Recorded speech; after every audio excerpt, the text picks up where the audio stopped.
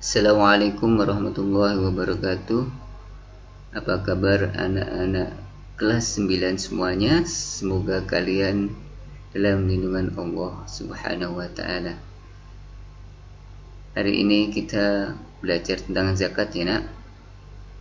Baik, sebelum kita belajar, mari kita buka pelajaran kita dengan membaca Al-Basmalah. Bismillahirrahmanirrahim. Kita awali dengan pengertian zakat. Secara bahasa, zakat berarti menyucikan atau membersihkan atau tumbuh.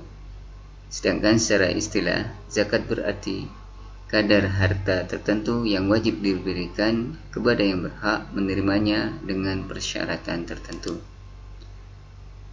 Zakat dibagi menjadi dua. Yang pertama, zakat fitrah, dan yang kedua adalah zakat mal. Adapun pengertian zakat fitrah, secara bahasa zakat fitrah berarti zakat kesucian. Sedangkan secara istilah, zakat fitrah adalah zakat yang wajib dikeluarkan setiap jiwa atau setiap orang yang beriman di bulan Ramadan. Adapun hukum zakat fitrah adalah wajib bagi semua muslim, baik yang dewasa, anak-anak, budak maupun yang merdeka. Zakat fitrah diwajibkan bagi umat Islam pada bulan Sya'ban tahun kedua Hijriah. Dalil nakli yang mewajibkan zakat fitrah tercantum dalam Quran surat At-Taubah ayat 103. A'udzubillahi minasyaitonirrajim. Khudh min amwalihim shadaqatan tutahhiruhum wa tuzakkihim biha wa shalli 'alaihim inna salataka sakanun lahum wallahu samii'un 'alim. Yang artinya, ambillah zakat dari sebagian harta mereka, dengan zakat itu kamu membersihkan dan mensucikan mereka, dan berdoalah untuk mereka. Sesungguhnya doa kamu itu menjadi ketentraman jiwa bagi mereka, dan Allah Maha mendengar lagi Maha mengetahui.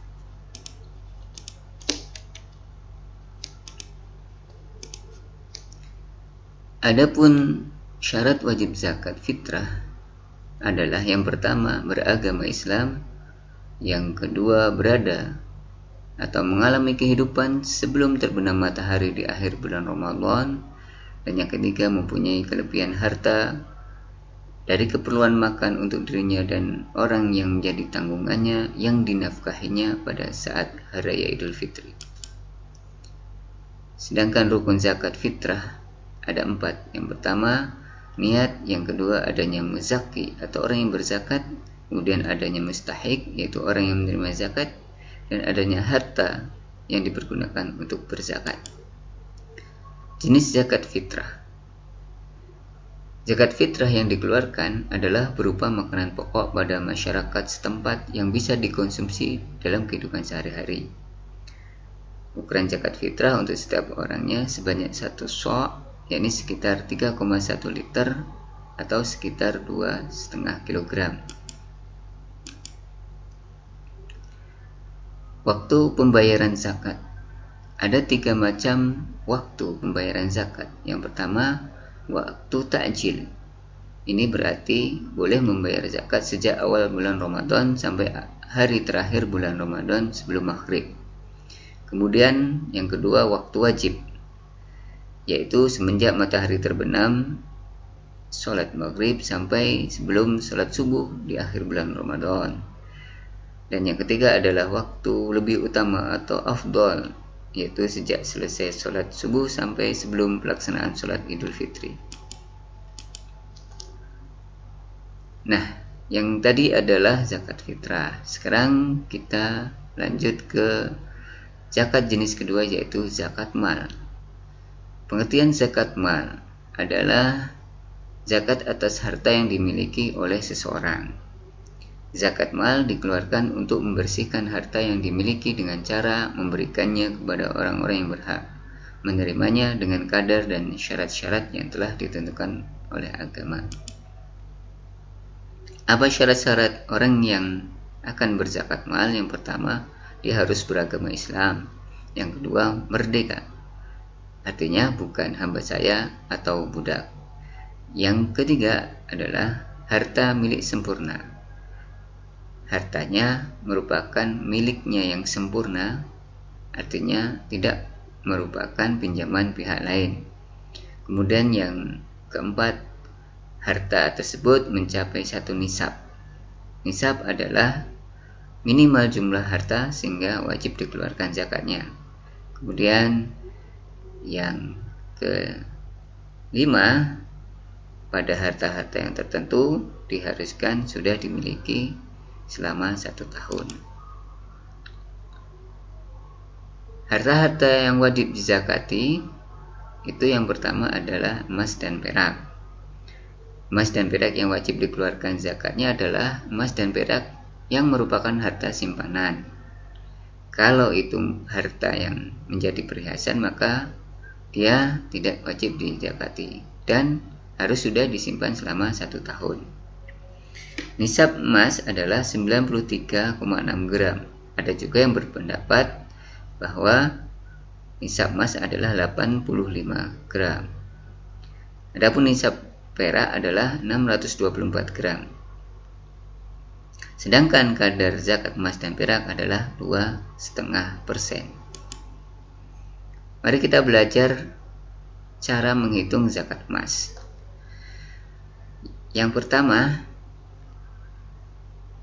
Bu Erna memiliki simpanan emas seberat 120 gram. Pada bulan Agustus ini sudah tersimpan selama 1 tahun. Maka Bu Erna harus mengeluarkan zakatnya.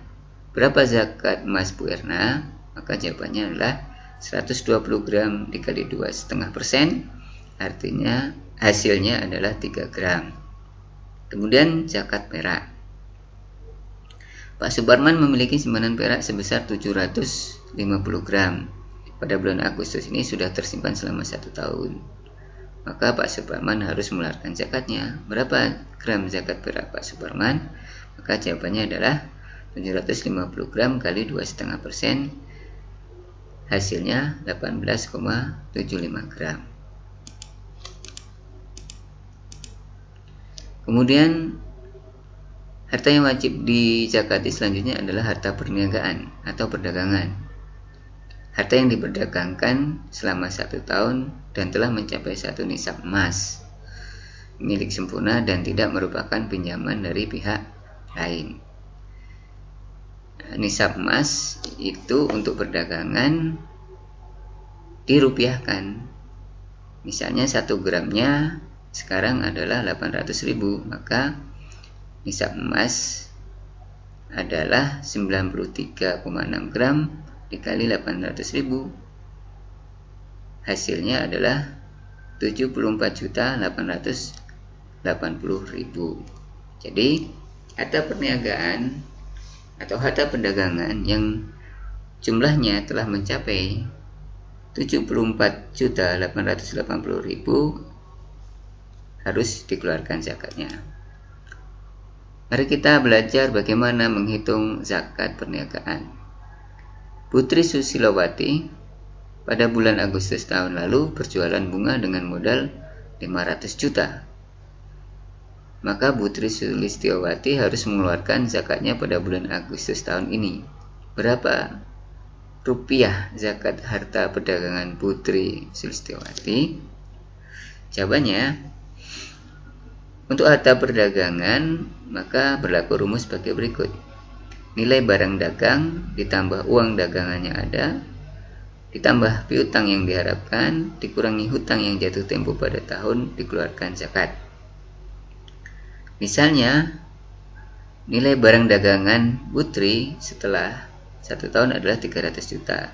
Kemudian ada uang dagangan yang dia simpan sebesar 100 juta. Kemudian piutang yang diharapkan.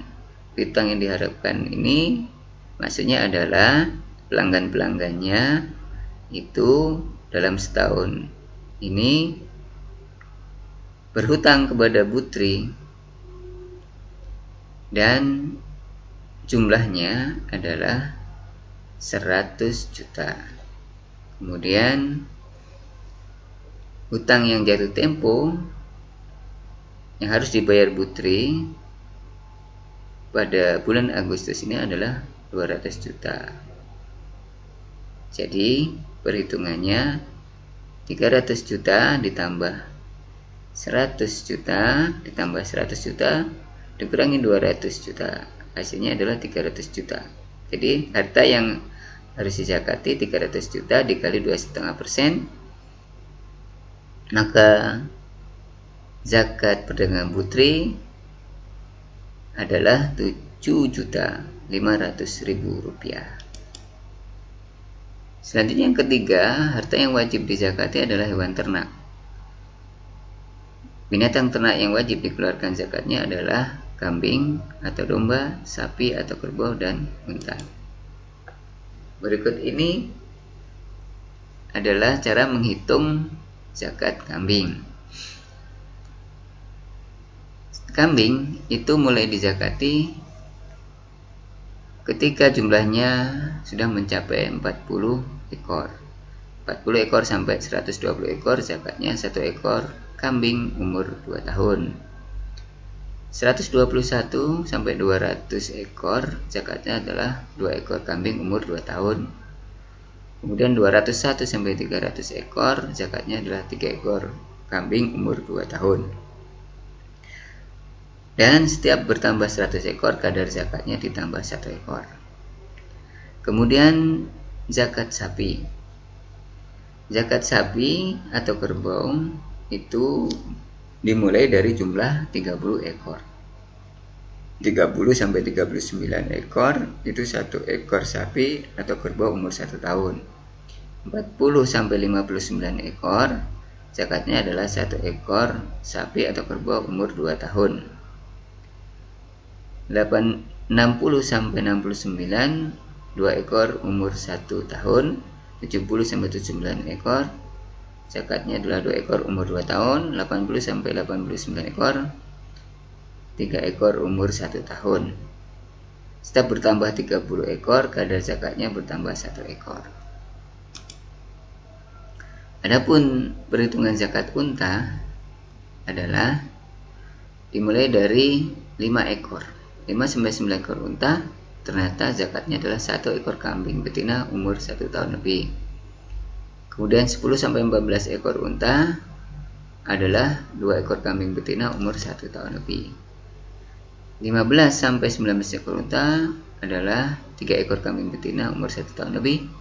20 sampai 24 ekor unta zakatnya adalah 4 ekor kambing betina umur 1 tahun lebih.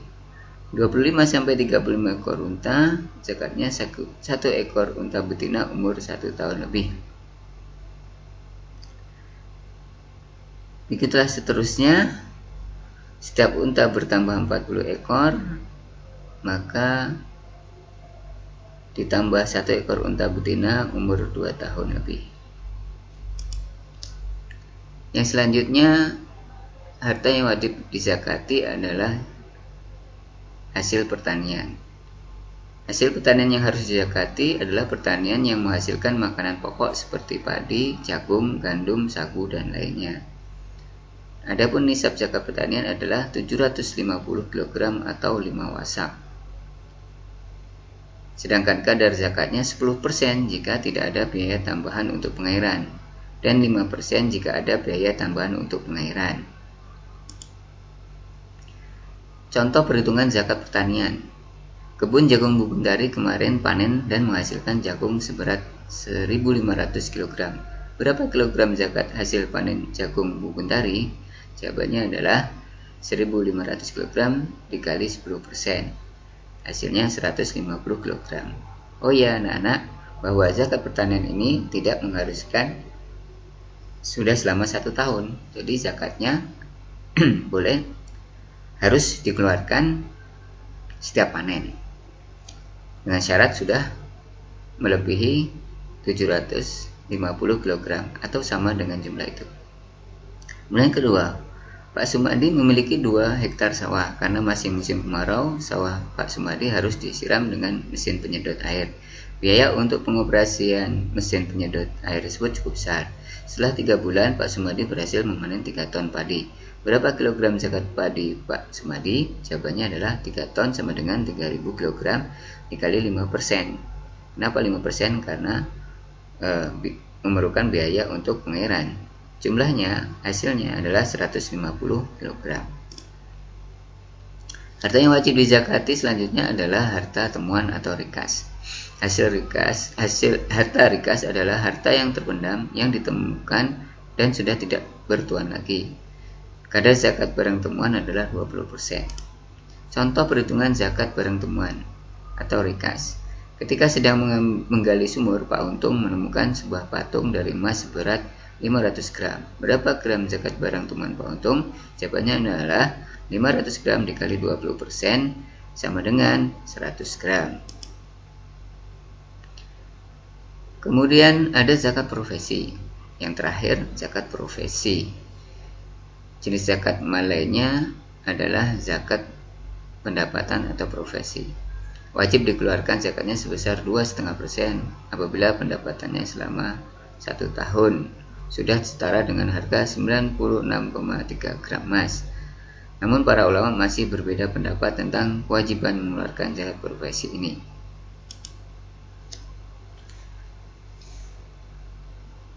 Nah, sekarang kita lanjut ke orang-orang yang berhak menerima zakat atau mustahik. Yang pertama adalah fakir. Fakir itu adalah orang-orang yang tidak mampu berusaha sehingga kehidupannya tergantung kepada orang lain. Yang kedua adalah miskin. Miskin adalah orang-orang yang mampu berusaha namun penghasilannya hanya cukup untuk memenuhi kebutuhan dirinya saja, tidak bisa menabung dan lain sebagainya.